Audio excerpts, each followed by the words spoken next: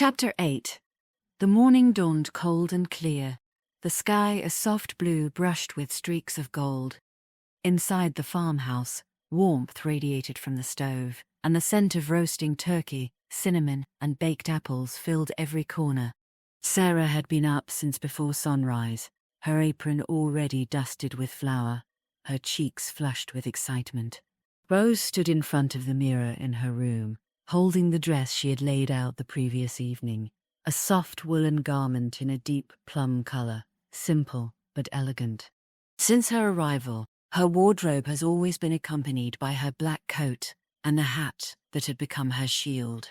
Today, for the first time since she left England, she chose not to wear the hat, to replace the dark, heavy coat with a woolen shawl. At first she felt naked without her hat, exposed, as if the absence of that brim left her vulnerable to the world. But as she stepped into the dress and pinned her hair back, she saw something else in the mirror. Not a woman hiding, but one beginning to emerge. Downstairs, the house buzzed with activity. The table was set with care, simple linens, pine cones gathered by the children, and a centerpiece of dried corn husks and cranberries. The children ran in and out, their laughter echoing through the halls. Sarah hummed as she baked, and Tom chopped wood for the fire. Rose helped arrange platters and stir pots, swept up in the rhythm of the day. Just before noon, the sound of wagon wheels crunching over frost announced the arrival of guests. Andy stepped down from his wagon, dressed in a clean coat, his hair slightly tousled by the wind. He carried a basket of oranges and a crate with bottles of cider. Rose was in the doorway when he arrived. Their eyes met, and for a moment, the noise of the house faded. Andy hesitated, his gaze lingering. "You're not wearing your hat." Rose smiled, a little shy. "No, not today." He nodded, as if it made perfect sense. "You look, well." She felt warmth rise in her chest. "Thank you." They stood there for a breath longer than necessary, the cold air between them edged with something softer. Andy tipped his hat. "Told you I'd be seeing you."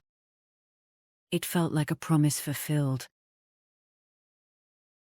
Inside, Sarah gave Rose a curious glance, accompanied by a gentle smile, but said nothing. She simply handed Rose a tray of glasses and whispered, "Go on, help him get settled." Soon after, their neighbors on the eastern fence arrived, Clay, Mary, and their brood of 6, who closely resembled the girls in age. The couple seemed to know the family, including Andy, quite well. They were kind and friendly. They didn't speculate or probe. Mary brought a pumpkin pie and roast potatoes. The men drank cider and smoked on the porch. The meal was loud and joyful. The children sang their practiced song. Sarah beamed with pride, and Tom carved the turkey with ceremonial flair. Rose sat beside Andy, their conversation easy, filled with small stories and shared smiles.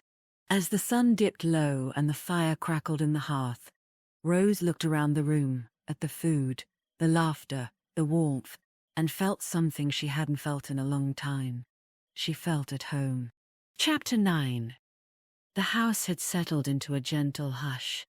The children were asleep, their laughter now a memory, echoing in the rafters. The Thanksgiving dishes had been washed, the leftovers packed away, and the fire in the hearth burned low, casting soft golden light across the floorboards. Rose sat at the small writing desk in her room, a candle flickering beside her, her journal open to a fresh page. Outside, the wind rustled the bare trees, and the moon hung low over the fields, silver and still. She dipped her pen in ink and began to write. Thanksgiving, my first. The day was full of food, of voices, of warmth. I helped Sarah bake, and the children sang. The house smelled of cinnamon and roasted turkey. It felt like something ancient and tender, stitched together from memory and tradition. Andy came. He brought oranges and cider. He smiled when he saw me, said, "I'll be seeing you," and he did. We sat together at the table, talked about small things. but it felt like more, like something beginning. I watched him laugh with the children. I watched Sarah watching us. She didn't say anything, but her eyes said enough. I don't know what this is, but I feel it, like the first fall beneath the snow. She paused, listening to the quiet crackle of the fire downstairs. The warmth of the day lingered in her chest, soft and steady. She continued, I did not wear my black hat today. Andy noticed. He understands things without needing them explained. Rose set down her pen, gently closed the ink pot, and packed away the journal. She stood and walked to the window, looking out over the moonlit fields. The land was quiet, resting, but beneath the surface, something was stirring. She pressed her hand to the glass, the cold meeting her skin, and she whispered into the silence, I think I'm beginning again. Chapter 10.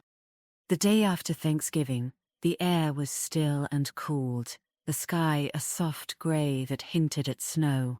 The land lay quiet, the fields bare, the trees skeletal against the horizon. After the bustle of the holiday, the silence felt sacred. Andy had stayed behind after the other guests left, helping Tom stack firewood and check the barn. As the sun began to dip, he asked Rose if she'd like to walk a little before dusk. They walked side by side along the edge of the field, their boots crunching softly over the frozen ground. The wind was gentle, brushing past them like a whisper. After a while, Andy spoke. Some of what I'm about to say I haven't told anyone, he began, his voice low. Not even Tom. Rose glanced at him, sensing the weight of what was coming. The brief silence between them vibrated with gentle anticipation.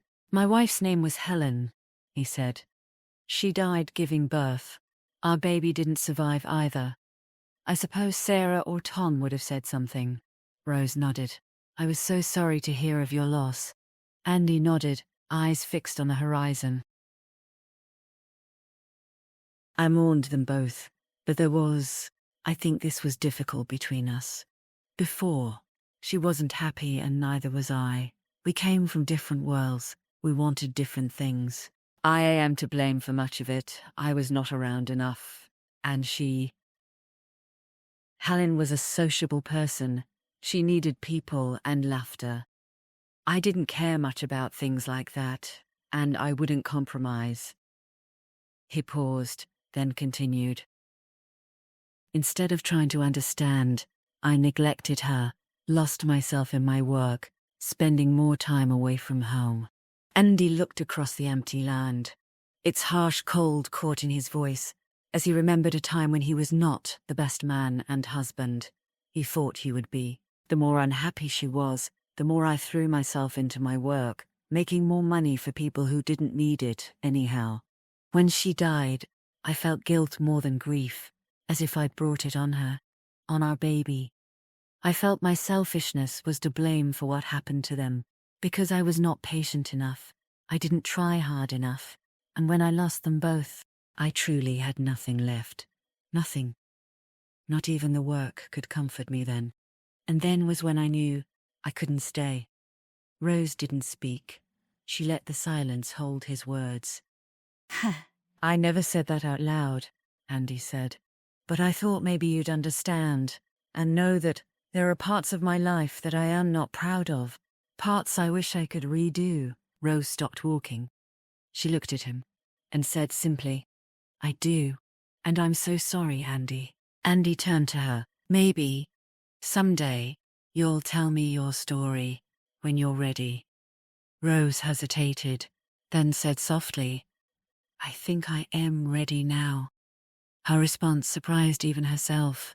They stood still, the cold forgotten. Andy, what do you know about me? Rose began gently. Just so that I don't cover unnecessary ground. Rose's eyes were probing Andy's, but his gaze never wavered. You are Sarah's cousin, who came over from England to make a new start. That's what I was told. His eyes remained steady, but his voice held a gentleness. What I see for myself is a woman who holds a lot of sadness, a woman who's brave enough to travel thousands of miles to a land she'd never seen before, for a new beginning, who is kind and patient with my nieces and has an enduring love for my sister-in-law, a woman who takes long solitary walks, who seems to have developed the same kind of love for this land that I have. Rose's breath caught. She felt seen in ways she's never been before. I was married once. To Henry, Rose began hesitantly. Our divorce was finalized shortly before I took the ship over here. A quick glance of Andy to gauge his reaction, searching for the judgment in his face, his manner, but he appeared to be unflustered by her revelation. It gave her the courage to continue. He was charming in public, respected, well-liked, but at home he was a hard man, cruel. Andy's face darkened, but he remained attentive, silent. The beatings started in the first month. At first I thought I'd done something wrong, but it didn't matter what I did. His presence came with fear, eventually. Rose could not look at Andy. She feared that if she did, she would lose her courage. So instead, she swallowed and continued. I became a shadow of myself. I lost weight. I had fainting spells. And when I did, the beatings got worse. Andy's jaw tightened. He called me useless because I couldn't get pregnant. But I was terrified to, for the sake of the child, for the life they'd have to endure. Next to her, Andy's fists were clenched, his face a deep red. She looked out over the field. He started sleeping away from home. I asked his family for help. They blamed me, said if I'd give him a child, he'd have a reason to stay. Andy's voice was quiet. That's cruel and a coward's excuse. Rose wanted to look at him, but she needed to get through it, or she would never be able to say it out loud again.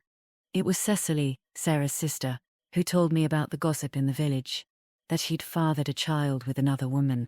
That was the day. I finally packed my bags and went home. Rose's voice faltered. My parents were embarrassed. I brought shame to them. I couldn't stay, so they arranged for me to leave, to come here. Andy didn't speak right away. Then he said, "You didn't deserve any of that. You didn't deserve to be the punching bag of a weak man or his family. You are not to blame for a morally bankrupt man who didn't have the sense to cherish what most men would have fought to keep in their lives. You are a brave woman, Rose, and I think so now, more than ever." Rose was touched but also felt a strange kind of relief, like a bale of hay was rolling off her back. She stared at her boots and simply said, "Thank you." They stood in silence, the wind brushing past them, the land around them quiet. Andy looked directly at her, his voice steady. "Thank you for telling me." Rose finally met his gaze. "Thank you for listening." They turned back toward the house, walking slowly, side by side.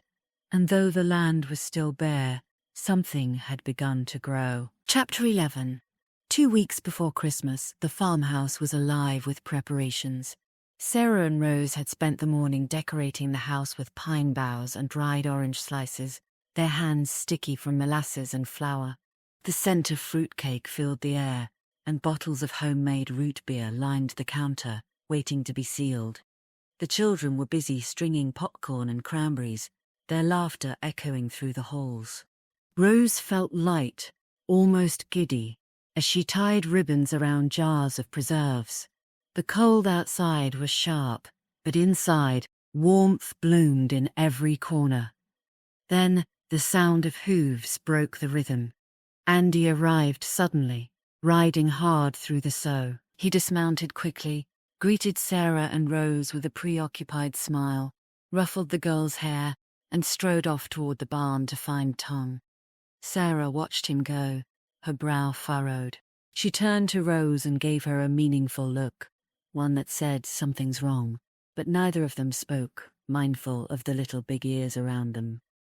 Half an hour later, Andy and Tom returned, their faces serious.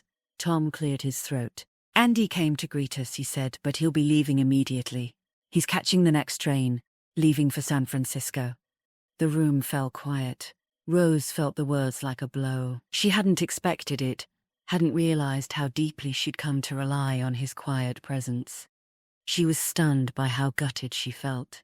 The girls, unaware of the tension, squealed with excitement. Uncle Andy, bring us gifts, Maggie cried. something shiny. Nora added. Shiny, echoed Lily. Andy knelt, gathering them into his arms. I'll bring you each something special, he promised, hugging each one. He leaned over Emily's crib, stroked her cheek, and kissed her soft hair. Don't grow too fast while I'm gone, he whispered to the sleeping infant. Then he turned to Sarah, embraced her warmly, and kissed her cheek. Take care of my girls, he said. Rose stood nearby, feeling suddenly out of place. Like a bystander witnessing a scene not meant for her, she braced herself for a casual goodbye. A nod, perhaps nothing at all, but Andy turned to her slowly. Rose, would you walk me to my horse? He asked, his voice quiet but clear. Sarah and Tong both looked up, surprised. Rose blushed, but joy welled up in her chest. The girls overheard and immediately protested. We want to walk Uncle Andy too. Sarah was firm. No, girls, not today. They half-heartedly protested but obeyed. Outside, the snow crunched beneath their boots. The wind was sharp, but Rose didn't feel it. Andy turned to her. I'll be back, he said. I promise. Rose had questions. So many. But she didn't think she had a right to ask. She nodded, her throat tight. He didn't hug her. Instead, he reached out and stroked her cheek with the same tenderness he'd shown Emily moments earlier. Sarah, watching from the doorway, felt a sudden wave of emotion at the unexpected gentleness. A tear slipped down Rose's cheek, uninvited. Andy wiped it away with his thumb. He leaned in, his voice low and close. Roses are red, violets are blue, but my Rose no longer lives under a hat. Rose blinked at him in surprise, and despite herself chuckled. Good thing you've made your money already, or you would have been a starving poet. Andy smiled into her eyes. The rest of it, he said, you'll hear when I get back. A brief silence, then he added, and that's a promise too. Rose nodded, too full to say anything. He mounted his horse, tipped his hat, and rode off into the snow-covered land. Rose watched until both man and horse disappeared into the white horizon. Then she turned away from the house and stepped blindly into the field. The wind bitted her skin, but she didn't flinch. She wore no coat. She wanted the cold to reach her, wanted to feel on the outside what suddenly settled within. A chill, sharp, tight,